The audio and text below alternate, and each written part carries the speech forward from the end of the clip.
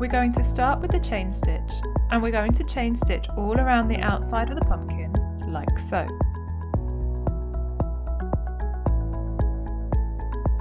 We're going to go underneath the daisies and the roses as they are going to sit on top of the pumpkin. So essentially we're going to chain stitch the outline of the pumpkin, and we're going to use this gorgeous bright orange wool to do so. Before we start embroidering, I'm going to talk briefly about stitch length, because it's the even stitch length that's going to make your pumpkin pop. We need all our stitches to be the same length. As you become more experienced, you can do this by sight, but if you're starting out, you're going to take a washable marker and a ruler. The ideal stitch length for chunky wool is 1/4 inch. I'm going to mark 1/4 inch all the way around, just like this. I'm going to move my ruler to follow my line because my line isn't straight, but I need to know where my next stitch will go. So as you can see, I've gone ahead and marked all my 1/4 inch stitches, and I'm now going to take my chosen wool colour, this gorgeous bright orange. I'm going to need quite a long piece so I can go all the way around this first segment without needing extra wool.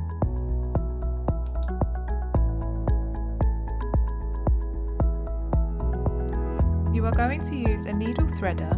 You always thread the needle threader through the needle and then the wool through the hole in the needle threader.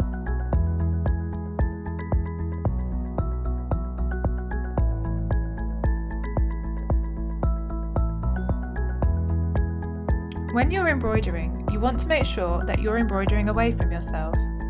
I actually prefer to embroider towards myself, but for the sake of this video, I'm going to show you away from yourself.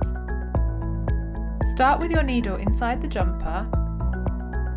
With the other hand, hold your jumper with your thumb on the top. Poke your needle through and pull the wool all the way through.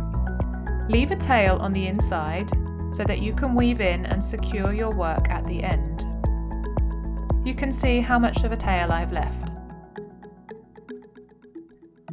With the wool held underneath the thumb of my left hand, I'm going to place the needle back into the same hole. I'm then going to bring my needle up at the next marked dot, and I'm going to pull through so that my needle and wool are inside the loop. That is your first chain stitch.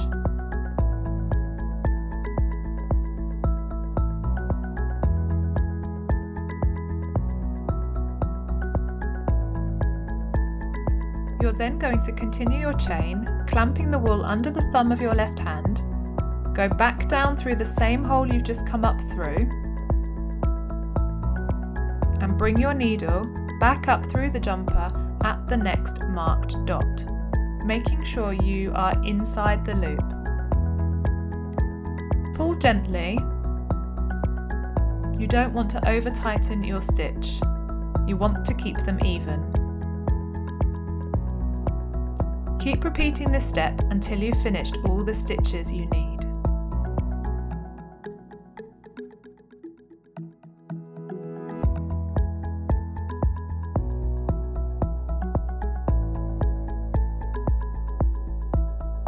So now you can see I've gone all the way around the outer edge in chain stitch, and my stitches are nice and even. Next we need to finish the final chain. With your needle, secure your final loop with a small stitch by taking your needle back through the material on the outside of the loop.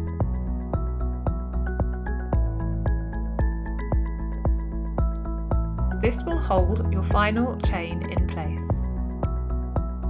The stitch should sit just on the surface of your jumper. Don't pull it all the way through.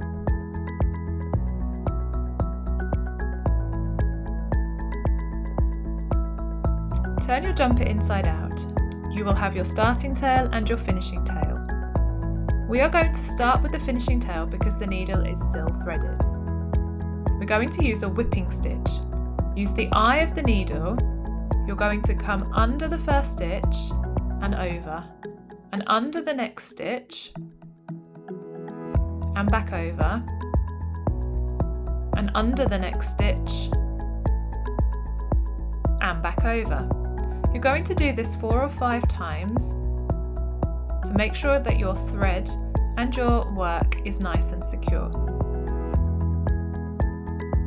Take your scissors and trim the excess. You're going to do the same for the starting tail.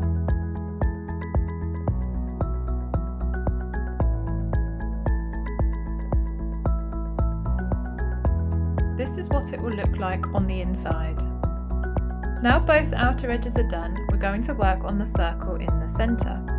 I'll show you how to go over the stitches. Start by bringing the wool up from the inside of the jumper, leaving a generous tail.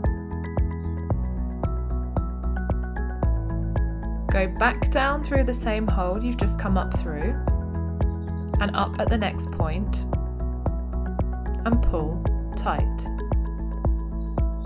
Make sure you are inside the loop.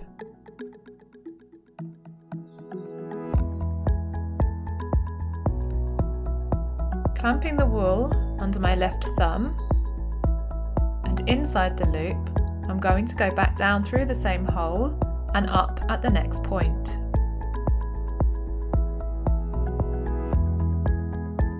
Pull the wool all the way through.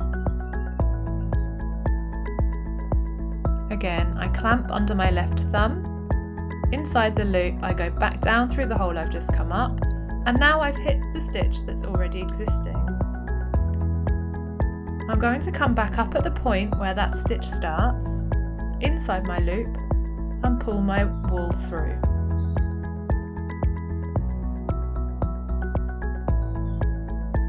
I'm going to repeat the same thing again, making sure I go down through the same hole, inside the loop, and up at the next point, making sure my wool is inside my loop.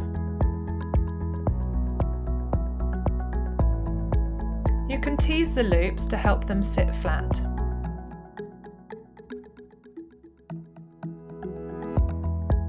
I've gone all the way around my chain stitch, and now I need to finish off. To do this, you are going to take the eye of the needle and you are going to push it under that very first stitch you made, under the V shape.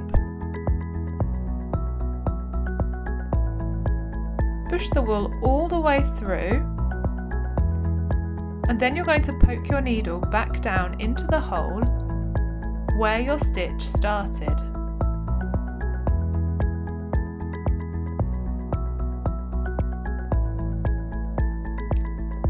Pull your wool gently through and you will have a seamless join.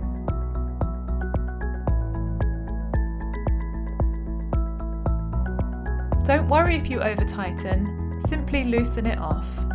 Weave in your ends on the inside using the whipping stitch method previously used. And there you have it.